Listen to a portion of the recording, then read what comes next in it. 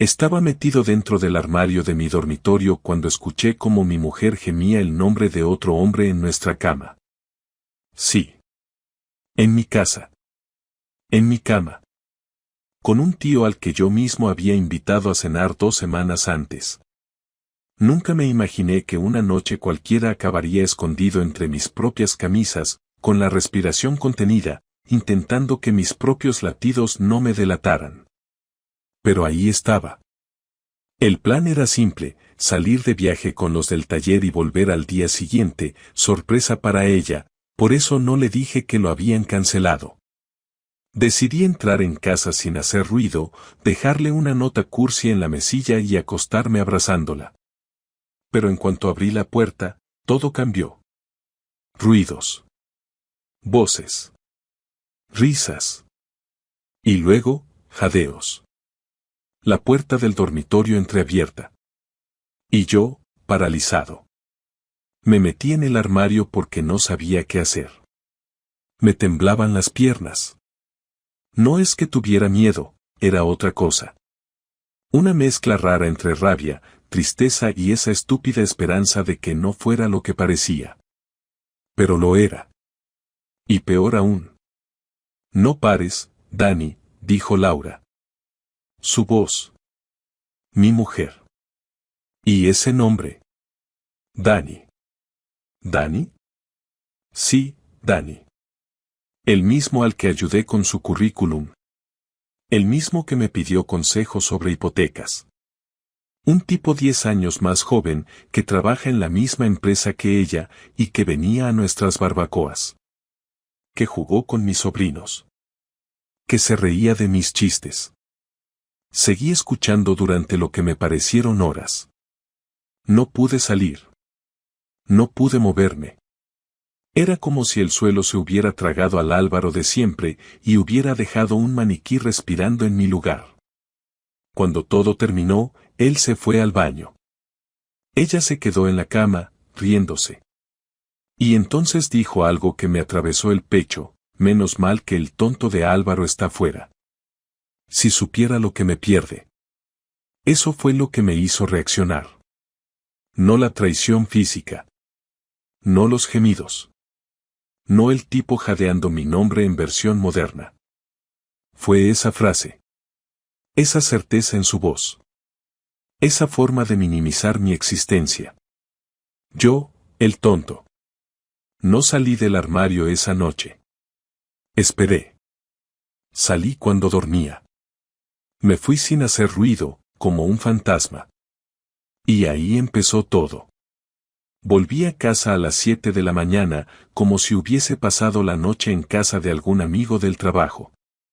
Laura ya estaba levantada, como siempre, con su café y su aire de mujer ocupada. Me recibió con un beso en la mejilla y una sonrisa automática, sin sospechar ni por un segundo que la había escuchado gemir el nombre de otro. Me limité a decir que el viaje fue un desastre, que apenas dormí y que necesitaba una ducha urgente. Ella no preguntó más. No lo hizo porque no le importaba. Ni dónde estuve ni con quién. Me miraba como se mira al repartidor que llega todos los días a la misma hora, como una rutina que ya no despierta ninguna emoción. Me metí en la ducha y me apoyé contra la pared durante 10 minutos, intentando no reventar de rabia. No lloré. No grité. Pero dentro de mí se formaba algo nuevo. No era solo el dolor de la traición. Era algo más frío, más práctico, más calculado. No tenía pruebas, pero no las necesitaba. Lo que escuché no se borra. No puedes desoír algo así. No puedes fingir que no pasó. Aún así, no dije nada. No esa mañana, ni la siguiente. Actué como si no supiera nada. Quería observarla. Ver cómo se comportaba. Si se le escapaba algo. Si sentía culpa o si al menos intentaba disimular. Pero no. Seguía siendo la misma mujer organizada, eficiente y emocionalmente ausente de los últimos meses. Ni una pizca de remordimiento. El domingo por la tarde dijo que iba a visitar a su madre. Me ofrecía llevarla en coche, solo para ver su reacción. Me dijo que no hacía falta, que iría caminando porque quería despejarse un poco. Media hora después, la vi desde el coche, en la calle perpendicular a la nuestra, caminando rápido con el móvil en la mano. Iba maquillada, arreglada como si fuera a una cita. La seguí, sin que me viera, hasta que dobló una esquina y entró en el portal de un edificio antiguo. Esperé. No tardó ni 3 minutos en aparecer alguien en la puerta, Dani. Camisa abierta, sonrisa de imbécil, con una bolsa de supermercado en la mano. Se besaron ahí mismo, sin esconderse. Como si fueran una pareja normal. Luego subieron. Yo me quedé ahí, dentro del coche, mirando el número del edificio como si eso me fuera a dar alguna respuesta. 10 minutos después, me fui. No podía seguir viéndolo. Esa noche tampoco le dije nada. Solo la escuché cuando volvió, fingiendo cansancio. Dijo que su madre estaba bien, que habían charlado largo rato y que le dio tarta para traer a casa, pero que se le olvidó recogerla. Le contesté que no pasaba nada. Me miró raro. Como si notara algo diferente. Tal vez mi tono. Tal vez el hecho de que no le hiciera ninguna pregunta. Pero no dijo nada. Pasaron 2 días más antes de que decidiera seguirla otra vez. Llevaba semanas sintiéndome como un desconocido en mi propia casa. Dormíamos juntos, pero era como compartir cama con una compañera de piso que apenas soporta tu presencia. No había caricias, no había sexo, no había conversaciones reales. Solo rutina. Y ahora entendía por qué. No era cansancio, no era estrés. Era otro hombre. El miércoles pidió el coche para ir a hacer la compra. Acepté, pero apenas cerró la puerta, agarré las llaves de repuesto, cogí un taxi y la seguí. No fue al supermercado. Fue a un hotel de las afueras, uno de esos de 3 estrellas que parecen decentes por fuera. Aparcó, entró, y no salió en más de 1 hora. Cuando lo hizo, iba sola, pero no hacía falta más. Al salir, tenía esa cara de satisfacción que nunca más tuvo conmigo. Volví a casa antes que ella y me hice el dormido en el sofá. Cuando entró, no dijo nada. Me tapó con una manta y subió a la habitación. Ni una palabra. Esa noche, mientras dormía, me levanté y fui directo al escritorio donde guardaba los documentos. Agarré la libreta donde anotábamos gastos, contraseñas, fechas de renovación de seguros. Me quedé mirándola un rato, sentada en la repisa. Ahí estaban nuestras vidas resumidas en hojas de papel. Hipoteca, matrículas del coche, facturas de luz, fechas del dentista. Todo eso aún seguía en pie, pero nuestra relación ya no existía. En ese momento tomé una decisión. No iba a enfrentarla todavía. Quería saber cuánto tiempo llevaba con él, si era la primera vez que lo hacía, si me veía como un estorbo o como un idiota que no sospechaba nada. Quería verla mentirme, sabiendo que yo sabía toda la verdad. Quería ver hasta dónde podía llegar con sus excusas. Así que al día siguiente, le dije que iba a visitar a mi hermana a Madrid, que me iría desde el viernes hasta el lunes. Le pareció perfecto. Casi demasiado perfecto. Me dijo que aprovechara, que descansara, que me vendría bien salir un poco. Su entusiasmo por mi ausencia fue la confirmación definitiva. No era solo un desliz. Era algo que venía de antes. Y ella ya no sentía ningún tipo de conexión conmigo. Ni respeto. Ni miedo a ser descubierta. Ese viernes, no fui a Madrid. Me instalé en un piso vacío que me prestó un amigo del trabajo. Y desde ahí, comencé a preparar el siguiente paso. Volví a casa el lunes por la tarde, después de pasar 3 días repasando cada conversación de los últimos meses, cada gesto que no supe interpretar, Cada vez que me dijo estoy cansada mientras miraba su móvil con una sonrisa que claramente no era para mí. En ese tiempo no me llamó ni una vez para saber cómo estaba ni me escribió un mensaje preguntando si había llegado bien o si necesitaba algo. Su indiferencia era tan evidente que incluso me hizo dudar de si alguna vez fui realmente importante para ella. Entré a casa como si todo estuviera en orden. Laura estaba en la cocina, quitando la etiqueta a un bote de garbanzos como si fuera lo más importante del mundo. Me saludó con un ¿qué tal el viaje? Y yo respondí con un bien, tranquilo, sin mucho más. Me dijo que había sopa en la nevera si tenía hambre. Le dije que no, que ya había comido. Se quedó en silencio unos segundos y luego volvió a lo suyo. Me fui al salón, me senté en el sofá y esperé. Quería que me preguntara algo más, que notara algo, que intuyera que yo no estaba bien, pero no ocurrió. Ella estaba demasiado acostumbrada a no verme como alguien con emociones. Esa noche cenamos sin hablar. Solo los cubiertos chocando contra los platos y algún que otro comentario suelto sobre cosas sin importancia. Al terminar, se levantó, fregó los platos y dijo que se iba a duchar. Fue en ese momento que lo decidí. Ya no quería seguir con el teatro. No quería seguir fingiendo que no sabía lo que sabía. Fui a la habitación, me senté en la cama y la esperé. Cuando salió del baño, con el pelo mojado y la toalla envuelta como si fuera una noche más, me miró y notó algo raro. ¿Qué pasa?, preguntó, secándose el cuello. Tenemos que hablar, dije, sin rodeos. Me miró con esa mezcla de cansancio y fastidio que solo alguien que ya no te respeta puede tener. ¿Y ahora qué?, soltó. ¿Ahora qué?, repetí, incrédulo. Llevo semanas escuchando tus mentiras, Laura. Sé que estás con otro. Lo vi. Lo escuché. Y lo confirmé. No hace falta que sigas inventando. No soy tan idiota como tú pensabas. Se quedó quieta unos segundos, como procesando lo que acababa de oír. Luego se cruzó de brazos y preguntó, ¿y qué se supone que viste? Su tono no era de arrepentimiento. Era más bien de desafío.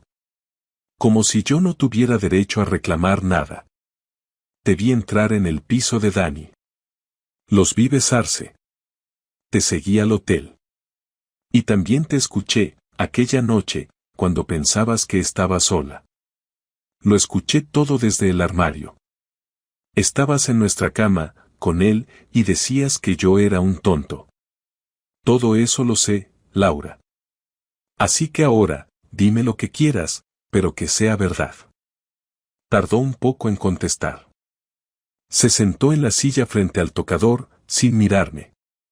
Se secó el pelo con la toalla, como si estuviéramos hablando del clima. No era lo que buscaba, dijo por fin. No planeaba que pasara, pero pasó. Me sentía sola, me sentía invisible. Dani me escuchaba, me hacía sentir viva. Me reí. Una risa seca, sin alegría. ¿Te hacía sentir viva, y yo qué era, un mueble, una planta decorativa?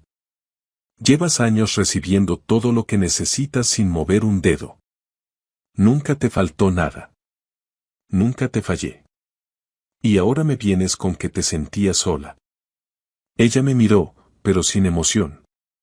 Tú estás siempre en lo tuyo. En tu trabajo, tus horarios. No entiendes lo que es sentirse vacía en casa mientras todo se vuelve rutina. Claro, le respondí, pero tú nunca dijiste nada. Nunca pediste nada. Te dedicaste a buscarlo fuera, a traicionarme como si yo fuera un obstáculo, ¿sabes lo que duele? No es el sexo, no es que te hayas acostado con otro. Es que no te importó nada. Ni lo que tenemos, ni lo que construimos, ni siquiera el mínimo respeto de hacerlo fuera de esta casa. No sabía cómo decirte que me sentía así, respondió. Pensé que se me pasaría, que sería solo una distracción. Me levanté, me acerqué, y le hablé despacio, pero con firmeza. ¿Una distracción? Estás justificando meses de mentiras, de citas a escondidas, de usar esta casa como motel mientras yo te preparaba la cena, y ahora quieres que lo entienda como una fase. Me miró como si yo fuera el que estaba exagerando. No lo planeé, Álvaro. Solo pasó. No lo hice para herirte.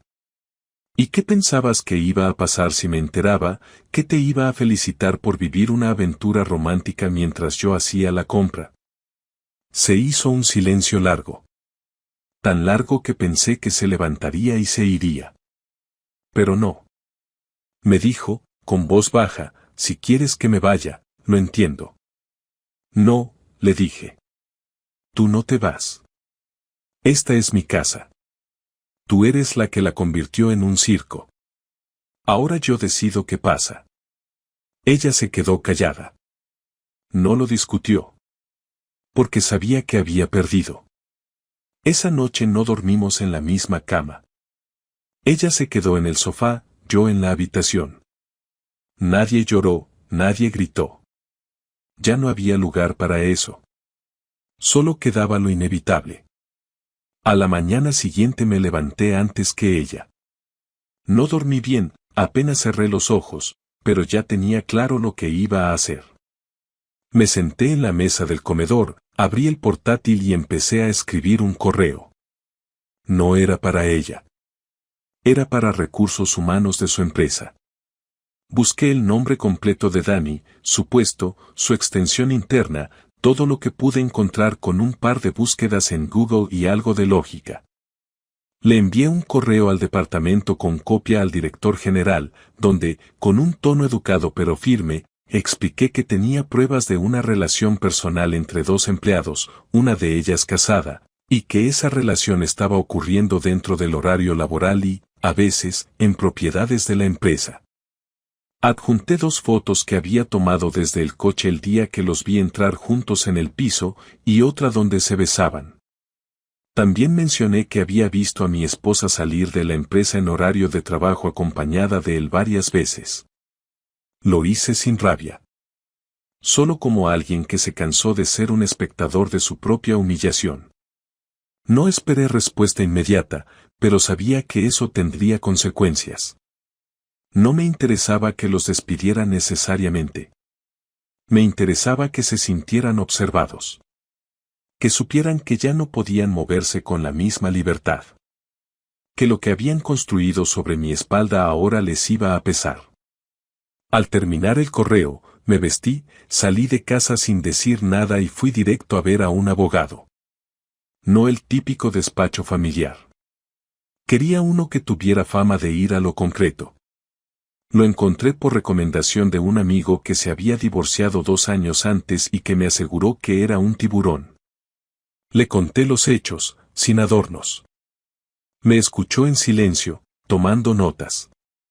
Al final, me dijo lo que necesitaba escuchar, que no tenía que irme de casa, que si tomaba la iniciativa y presentaba pruebas, podría quedarme con la vivienda y evitar que Laura se beneficiara económicamente de su traición.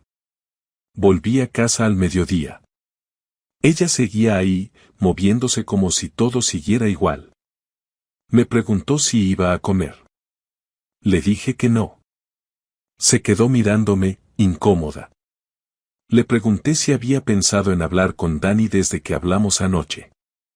Me respondió que no había hablado con él, que pensaba que lo mejor era que cada uno tomara su espacio. Le dije que me parecía bien, pero que lo iba a hacer a mi manera. No entendió. No preguntó. Esa tarde cambié todas las contraseñas de nuestras cuentas compartidas. La de Netflix, la del banco, la del correo familiar, incluso la de la app del supermercado. Me llegaban notificaciones al móvil cada vez que intentaba entrar. No decía nada, solo lo intentaba y luego se sentaba en el sofá como si no pasara nada. Esa noche, mientras ella dormía en la habitación de invitados, yo imprimí copias de los correos, las fotos, y preparé una carpeta. La dejé sobre la mesa, visible, con su nombre escrito en la portada. A la mañana siguiente, la vi abrirla. No dijo una palabra. Se quedó leyendo durante al menos 10 minutos. Luego se levantó, se fue al baño, y cuando volvió, dijo simplemente, «Así que ya empezaste». Le dije que sí, que ya no había marcha atrás. «¿Qué es lo que quieres?», me preguntó. «Justicia. O al menos un poco de equilibrio», respondí. «Pasaste meses humillándome. Ahora te toca sentir lo mismo. No voy a pegarte, no voy a insultarte, no voy a destruir tus cosas, pero voy a hacer que cada paso que diste tenga consecuencias reales. Y no vas a poder evitarlo». Durante los días siguientes, me encargué de que la situación pesara. Ya no le hablaba más allá de lo necesario. Dividí la casa en 2 zonas y establecí horarios para evitar verla más de lo justo. Quité sus fotos de los marcos, guardé su ropa que estaba en nuestro armario común y se la dejé en una caja en su lado de la casa. Si me preguntaba algo, le respondía con frases cortas pero directas. No había espacio para reconciliaciones, para disculpas, para lágrimas falsas. No había interés en entenderla. Ya no. El jueves recibí un correo de la empresa donde trabaja. No detallaban nada, pero me agradecían la información y me aseguraban que se tomarían las medidas internas correspondientes. No supe si la citaron, si hablaron con él, si iniciaron una investigación, pero noté que Laura empezó a llegar más tarde del trabajo, con una expresión distinta. Más apagada. Me di cuenta de que el correo funcionó. Había tocado algo. Algo importante. Ese viernes por la noche, dejé la casa por unas horas. Me fui a tomar algo con mi hermano, le conté todo, incluso lo del armario. Se quedó en silencio un buen rato, luego me dijo que pensaba que yo iba a romperle la cara al tipo. Le dije que sí, que lo pensé, pero que prefería algo que dejara marcas sin necesidad de sangre. Que si el dolor tenía que durar, prefería que fuera lento. Al volver, Laura estaba despierta, sentada en la cocina, como si quisiera hablar. Me miró cuando entré. No dijo nada. Yo tampoco. Me fui a mi lado de la casa y cerré la puerta. Pasaron 3 días sin que se dirigiera a mí más allá de lo mínimo. Por las mañanas salía al trabajo en silencio, a veces con la cabeza baja, a veces mirando hacia otro lado para evitar cruzarse conmigo. Yo tampoco buscaba el contacto. No había nada más que decir, al menos eso pensaba hasta que la noche del domingo me tocó la puerta de mi habitación. Estaba sentado frente al escritorio, organizando los papeles que me había entregado el abogado, cuando escuché los 2 golpes suaves. Abrí la puerta sin hablar y ella entró sin pedir permiso, como si aún tuviera derecho. Se quedó de pie, como si no supiera por dónde empezar. No tenía cara de víctima, tampoco de arrepentida. Solo estaba tensa, como quien va a pedir algo que no sabe si le van a conceder. Necesitamos hablar, dijo finalmente. No sobre lo que hice, eso ya lo dijimos. Sobre lo que vamos a hacer con todo esto. Le señalé la silla frente al escritorio y se sentó. No quité los papeles de la vista. Quería que los viera, que supiera que esto no era una amenaza vacía. Ella los miró, tragó saliva y empezó a hablar con un tono más bajo, menos seguro que de costumbre. Sé que no tengo derecho a pedir nada. Sé que fallé. Y sé que te decepcioné más de lo que puedo explicar. No voy a intentar convencerte de que me perdones. No estoy aquí para eso. Entonces, ¿para qué estás? Pregunté sin rodeos. Para encontrar una salida que no destruya todo. No solo por nosotros, sino por lo que viene después. Por la casa. Por los años. Por no acabar esto de la forma más sucia posible. Ya lo ensuciaste tú, le contesté. No me pidas que yo lo limpie para que te sientas menos culpable. No respondió. Apretó los labios y asintió levemente. Se tomó unos segundos y siguió. Te propongo algo. Podemos separarnos, puedes quedarte con la casa, con todo. No voy a luchar por dinero ni por cosas. Pero quiero que esto termine sin juicio, sin escándalo. Quiero firmar lo que sea, pero con calma. ¿Y por qué te interesa tanto la calma ahora? ¿Por qué en el trabajo te están vigilando? ¿Por qué ya no es tan divertido como al principio? No respondió a eso. Solo desvió la mirada. Me cansé de rodeos. Mira, Laura, no me interesa el teatro. No necesito más promesas. No quiero escuchar sobre lo que aprendiste, lo que perdiste, lo que te duele. Ya tuve suficiente de eso en silencio. Lo que sí necesito es que entiendas que esto no es una negociación. No me voy a ir de esta casa. No vas a convertirte en mártir. No voy a compartir culpas. Tú empezaste esto, tú lo vas a pagar. No con gritos, no con insultos, sino con hechos. Voy a terminar el proceso con mi abogado. Te llegará una notificación pronto. Y sí, será limpio, pero va a doler. Porque no vas a salir ilesa de esto. Ella asintió otra vez, más firme esta vez. Lo entiendo. Lo acepto. Solo quiero que sepas que me doy cuenta de lo que perdí. Que tú nunca tuviste la culpa de nada. Que si buscaba algo fuera era por mí, no por ti. Tú siempre estuviste ahí, incluso cuando ya no lo merecía. No digas eso como si fuera una revelación noble. Lo sabías antes y lo seguiste haciendo igual. Sí, dijo, bajando la voz. Y no tiene excusa. Nos quedamos en silencio un rato. Ella respiraba con fuerza, como conteniéndose. Yo no tenía ganas de suavizar nada. Estaba agotado, pero no triste. Ya no. Lo que sentía era algo más parecido a una especie de cierre, de fin real.